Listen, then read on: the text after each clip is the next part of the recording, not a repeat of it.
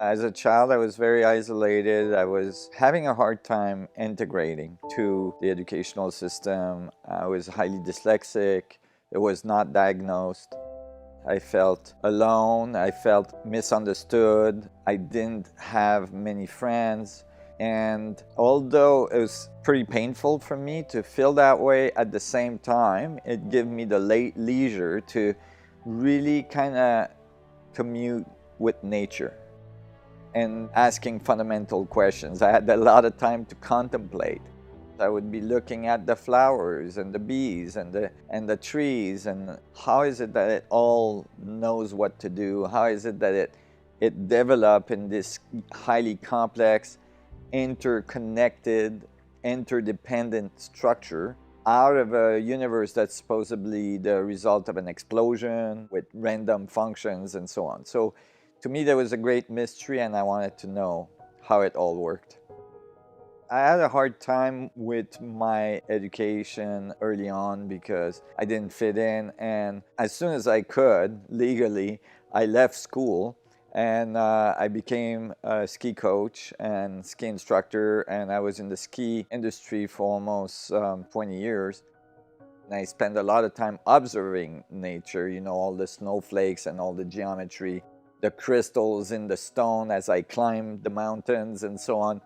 And when I started to do physics full-time, I had a choice to try to go to university and get a standard education and get a PhD in physics. But that wasn't my goal. I was just curious about the nature of reality. And I wanted to have the flexibility to think my own thoughts, to learn my own data without the authority and the duties that comes in working inside, you know, the educational system. So I studied independently for many, many years. I isolated myself into a van for 5 years and studied very, very intensely, 15, 20 hours a day. And then eventually I connected with other physicists, and I was educated by these physicists like Dr. Rauscher and others. And this is how my education came about. So one of the problems with the current educational system is that it strongly segregates between the various fields, like from physics to biology, or from biology to philosophy and so on. But it all works together. The universe doesn't make these distinctions. It doesn't go, oh, this is physics and this is biology and it's not related. It doesn't say this is astrophysics and this is quantum physics and they're not related. Like, if we don't see the relationship, it's because we haven't dug deep enough. We haven't understood, but certainly it's all one thing and we need to treat it that way.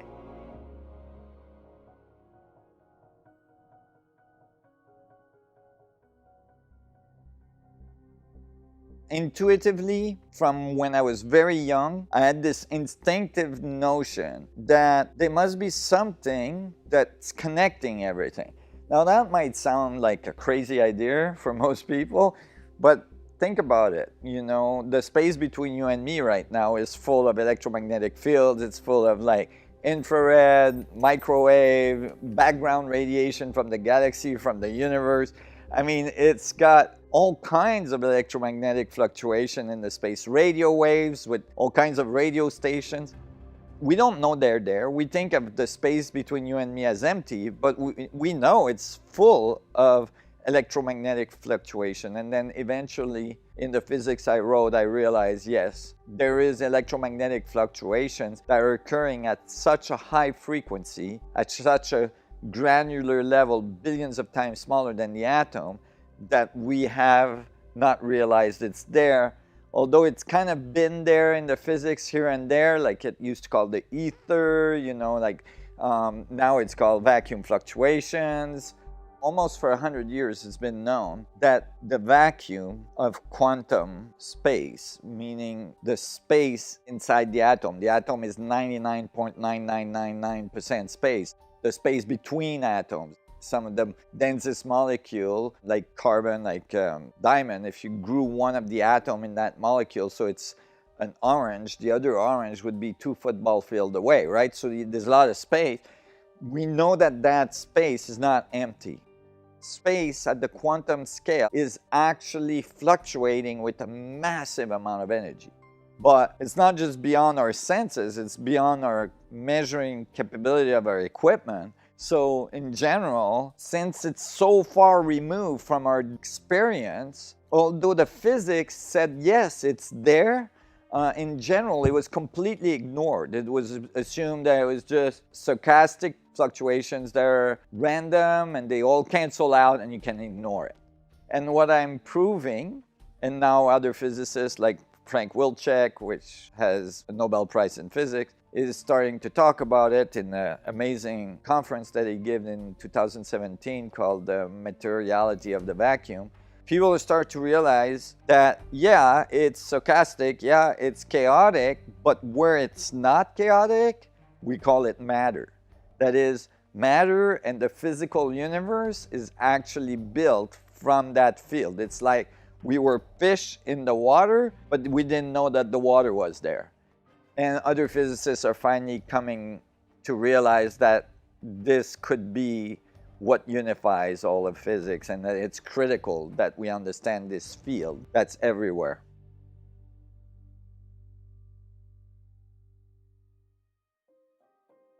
So how does the vacuum create matter? Well, you can imagine the vacuum structure, the fluctuation of the vacuum, the grains of the vacuum being really, really small, billions of times smaller than an atom, acting like a fluid. Just like water, it appears like a liquid, and when you pull the plug in your bath, it appears to curve and spin, and it appears like continuous. You know, when you look at water really close, that it's made of particles we call atoms.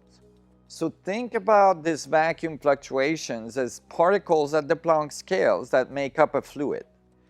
And then imagine that where the fluid is spinning, making little vortices, like the water going down the drain, that region where all the molecules are co-moving and it's coherent in that region, we call that matter. And the part away from that, in the back of the bath, that's less coherent, oscillating more chaotically, that we call space. So then, when the vacuum organizes and spins, it's going to start orbiting just like gravity, and so it curves, and where it curves like this really strongly in space-time, we see what we call mass, gravitational mass, right? We see a denser part of the vacuum, and we call it matter. And it connects everything because this liquid is everywhere. It makes up all the matter. So everything that goes into this fluid and everything that comes back out into the matter is continuously informing each other. So I find it a little strange on this planet that we all think that there's not enough energy and that we fight for it and we have wars for it and all this stuff. Because when you calculate the amount of energy in this field, in this vacuum fluctuation field at the quantum level, it's enormous. It's like 10 to the 93 grams per centimeter cube. 10 to the 93 grams is a very large number. To give you an idea, the universe is a very large universe. Galaxies are already immense. They have billions and billions of stars. Our solar system in our galaxy doesn't even show up. If you're looking outside the galaxy at our galaxy, you wouldn't see our sun. It's too small. The universe is huge. So imagine an energy density in a centimeter cube of space that's 10 to the 93 grams per centimeter cube. That is 39 orders of magnitude larger than the mass of the universe. The mass of the universe is 10 to the 55 approximately. So if we could extract 1/1000,000% of the energy that's in a centimeter cube of space in terms of quantum fluctuations, we could run the world for thousands and thousands of years.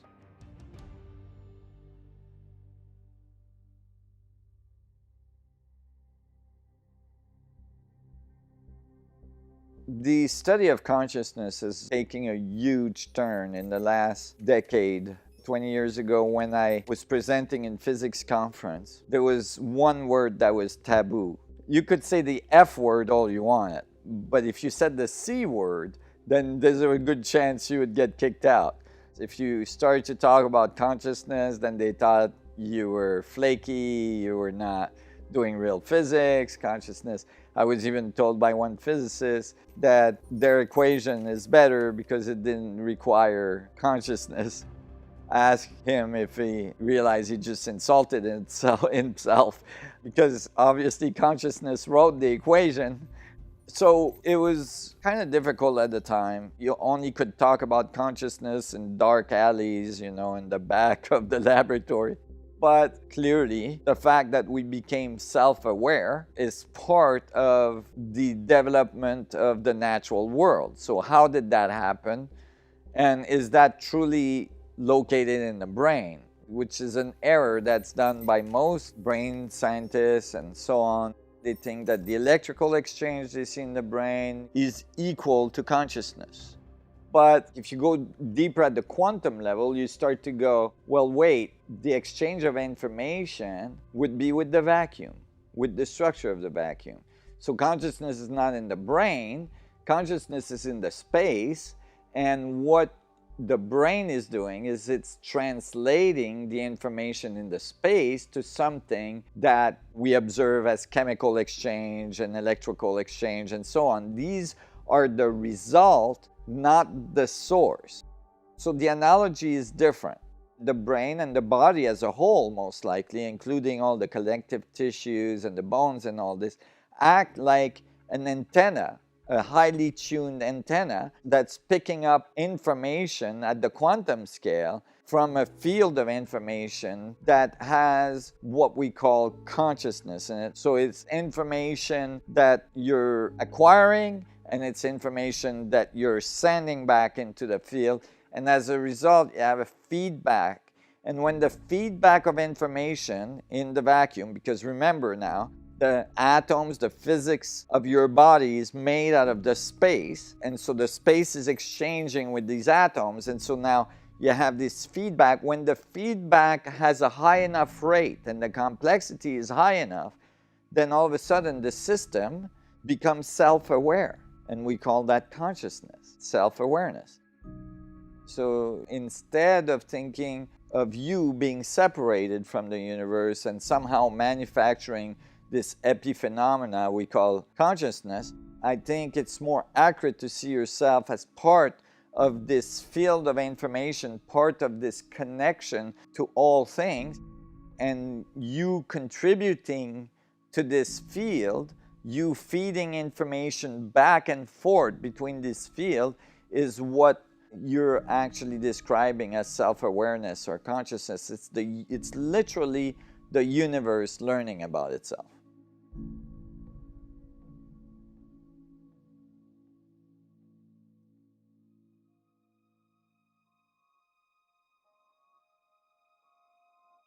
This fluid acts like a hologram. And in a hologram, every point contains all the information of the whole. So all humans are connected to all the information in the universe. If this is true, theoretically, we have all the information available. However, we have to access it. Through history, I think a lot of people figured this out. I mean, all knowledge is within God, or all the universe is present in every point, and that by going inward, we have access to the information. I mean, that's generally the message that was given by all the great masters. It's like an equation. Know yourself and you will know the universe. It's not just philosophical concept, but it's actually the way the physical world exists. It's exchanging information across huge distances through this superfluid dynamics of space-time.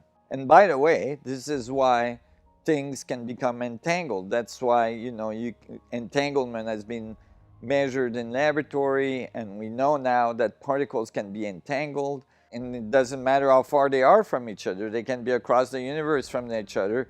If they're entangled, you tickle this one, the other one's laughing. It's kind of like magical, Einstein called it spooky action at a distance. Now we're starting to understand the mechanism that makes that possible. When Einstein wrote general relativity, it was thought that it was no longer necessary to have the ether, so it was removed there and replaced by space-time. Yet, space-time in general relativity, which is thought to be the structure of space that's curving to create gravity, has never been described, meaning it's great, okay, you got this surface that's curving to produce gravity, but what is it made of? Clearly, it has some materiality since it's producing a gravitational effect. It's doing something, but what is it made of? So you have nothing in relativity that explains what space-time is made of. And that's what we are discovering now. This is what I've discovered early on, is that space-time is made of quantum fluctuations in the vacuum structure. This is actually what the equation says, and I just want to clarify that these equations are not just nice, they don't just, look good or philosophically give interesting result. They predict things that are very, very specific. They predict forces, they predict radiuses, masses, the proton, the electron. Now we've solved for the universe, the background radiation, the temperature of the universe. All this stuff comes out really, really clean, very, very precise. Actually made a prediction of the radius of the proton, before it was measured more accurately, and it nails it within, the margin of error of the experiment, where the standard model is off by 4%, which is huge in quantum theory. So it really is doing the job. And certainly, like I was saying earlier, some of the greatest physicists on the planet are coming to that view as well. They're realizing the vacuum is a real thing. We have to pay attention to this energy.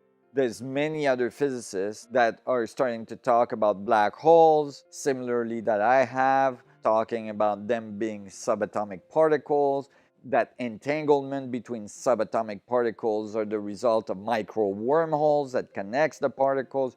So all this is starting to emerge, and it's the fine edge of physics. So, of course, it's not in the books yet. It's in papers, it's in very advanced thinking, it's at the bleeding edge of physics, but that's where we're going, because there's a lot of stuff that's in the books that's turning out to not be quite accurate. Just like gravity from Newton was somewhat good, but when Einstein came along, then it's like gravity is a little more than what Newton described. It's a little different than what Newton described. So, there's changes that happens in science, and it takes time for those changes to be accepted and understood. Every time somebody in history has come up with something drastically different, like the Earth is not the center of the solar system, the sun is in the middle, it was very obvious that we were the center and the sun was going around us and that the planets were going around us as well. So, like, to say it wasn't that was like, oh my God, what is he thinking? Is he insane? Right? But then, when we put the sun in the middle, all of a sudden, everything became much more simple, everything became more precise, but they've encountered violent opposition, and I did too, certainly did. It's difficult. Over the last 30 years of doing this, it's got easier. There's less and less people saying it's impossible what you're saying. There's less and less people. Of course, I've refined it. I've written many papers. The papers are in peer-reviewed journals. The last one was published at Physics Essay. The math has got stronger. We have more and more proof. No, this is really the way it is. But of course, there's always an opposition to new ideas. It's difficult. It takes time, to move a whole civilization from going in one direction to like start moving it in another direction.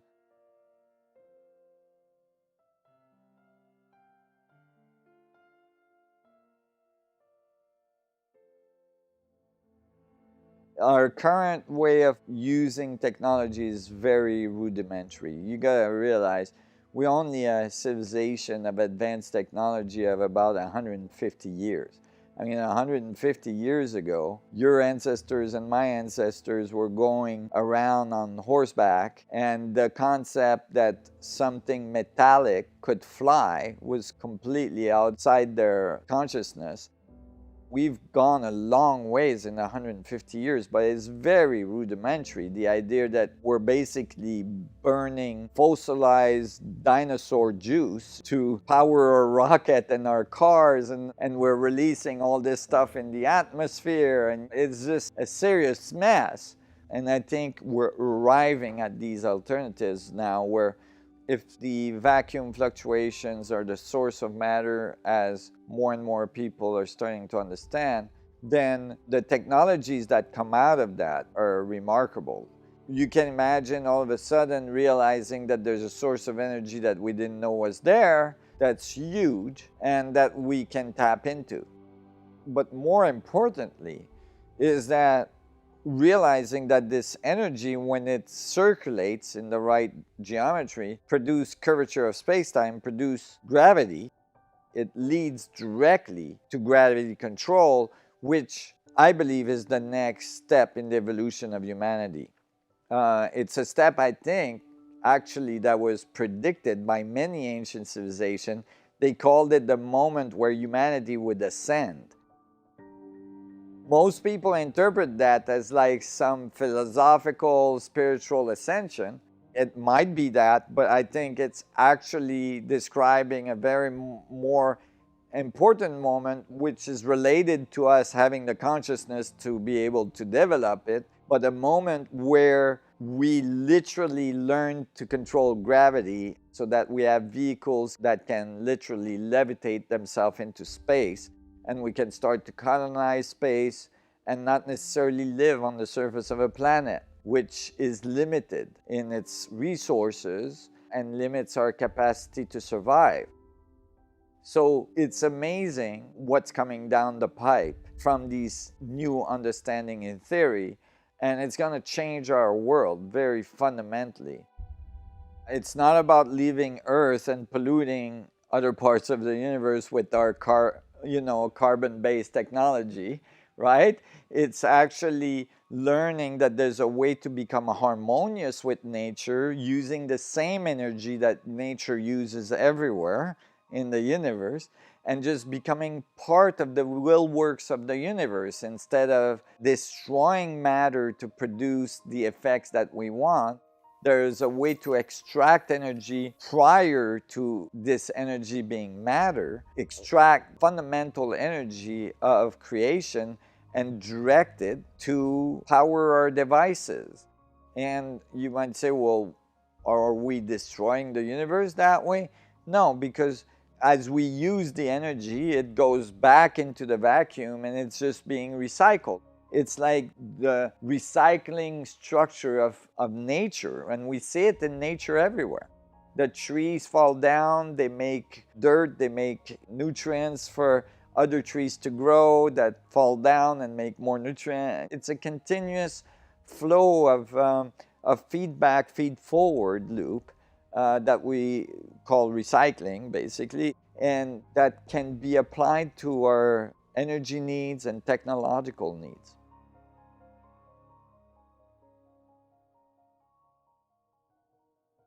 This is a good question. Are we wise enough to get this level of technology?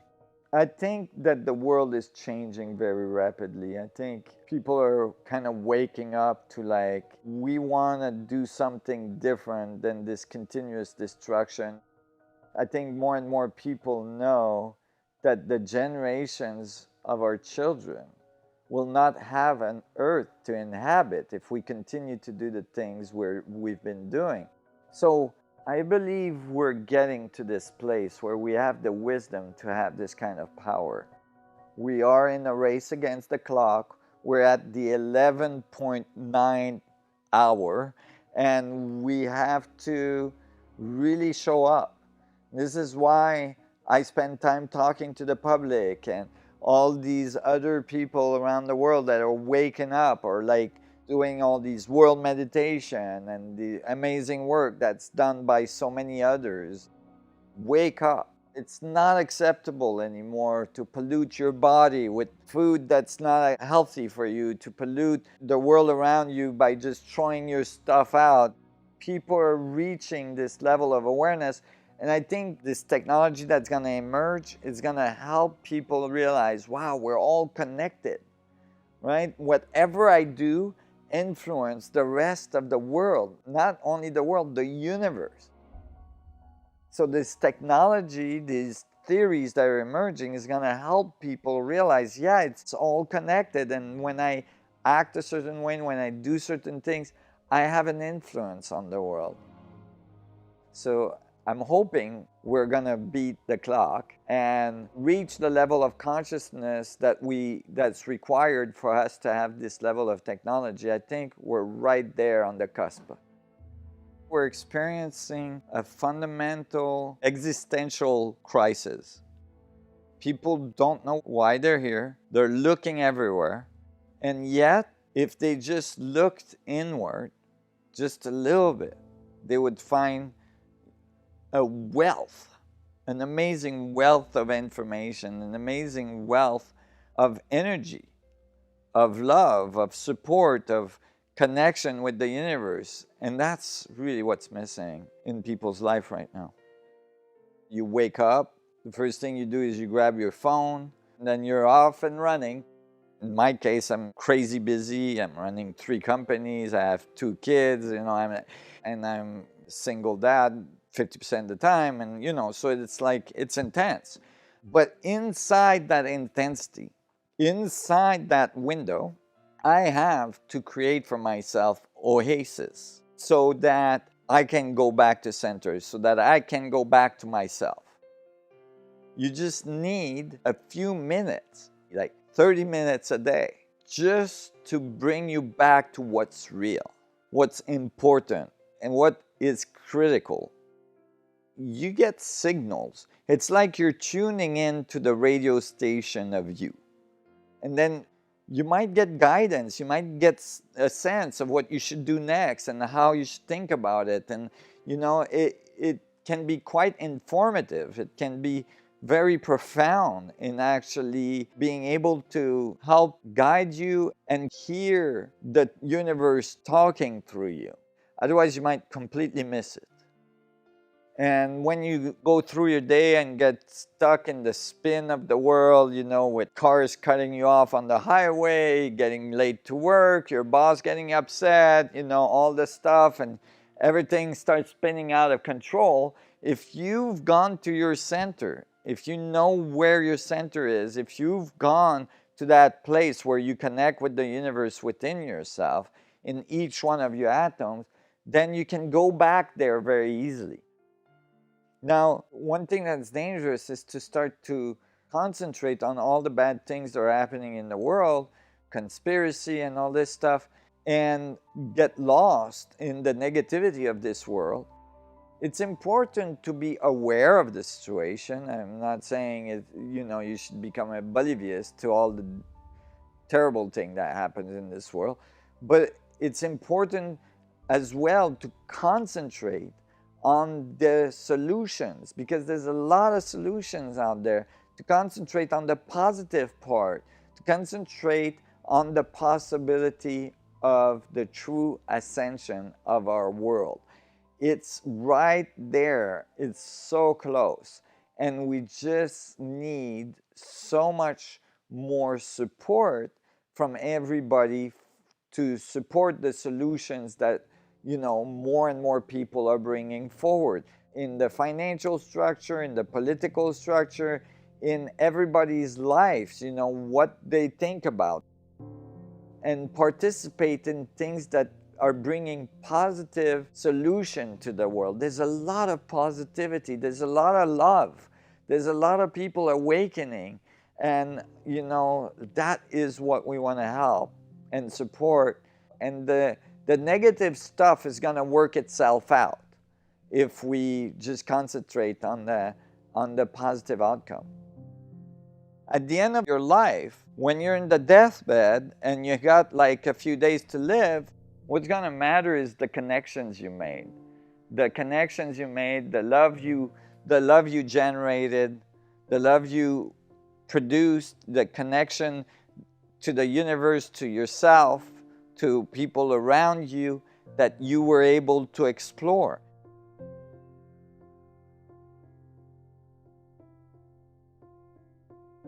Who are we? That is a very deep and profound question. We are the universe experiencing ourselves. We are the flower opening, the tree growing. We are the natural world in harmony. We are the infinite of the universe contained into the finite structure of our being. We are an amazing, transformative expression of the universe from a very specific coordinates in space-time. That is, no one else in the universe, nothing else in the universe sees the universe from your specific angle. If I hold an object in front of you, you will see one side, I will see the other side, another person will see another side. Nobody's going to see the same thing, right? So we are actually feeding very important, specific information about our angle of observation to the universe. And so be that miracle. You realize the miracle you are. 100 trillion cells continuously plotting and organizing to make you healthy. You are a miracle, and to remember that every day is super important. It's critical.